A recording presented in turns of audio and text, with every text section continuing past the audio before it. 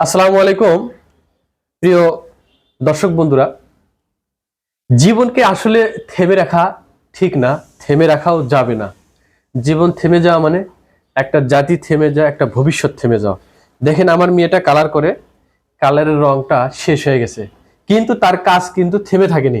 সে কি করতেছে, এই যে দেখেন তার টুথপেস্ট একটু কালার আলা কমলা, এটা কি কালার, কমলা কালারের মতো।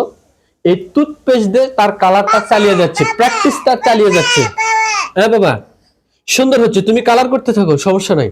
আমি আজকে বাহিরে গেলে তোমার জন্য কালার নিয়ে আসবো, সুন্দর সুন্দর কালার নিয়ে আসবো। হ্যাঁ হ্যাঁ, তুমি একেবারে মনের মাধুরী মিশাইয়া একেবারে মনের মতো করে কালার করো, সমস্যা নাই। দেখেন সম্মানিত দর্শক বন্ধুরা, ছোট্ট একটা বাচ্চা সে বিকল্প একটা বুদ্ধি বা উপায় বের করে তার যে প্রতিনিয়ত কাজটা সে চালিয়ে নিয়ে যাচ্ছে। আমি সকালবেলা এর এই কাজটা দেখে মানে অবাক, যে আলহামদুলিল্লাহ মাশাআল্লাহ সুবহানাল্লাহ। সে বসে না থেকে সে কোনো অজুহাত, হ্যাঁ হ্যাঁ হ্যাঁ আচ্ছা আমি করব, সে কোনো অজুহাত না দেখায়া, কোনো বাহানা করিয়া যে কাজ যে থেমে রাখছে, এটা আমি দেখি নাই। ও বুদ্ধি করে দেখেন টুথপেস্টের একটু মোটামুটি কালার আছে, এই কালার দিয়ে সে কালারের কাজ চালিয়ে যাচ্ছে। ও হাতে ছবি আঁকাবো, ও ওয়াও। সম্মানিত দর্শক বন্ধুরা, আসলে বিকল্প কিছু খুঁজতে হবে, দেখতে হবে।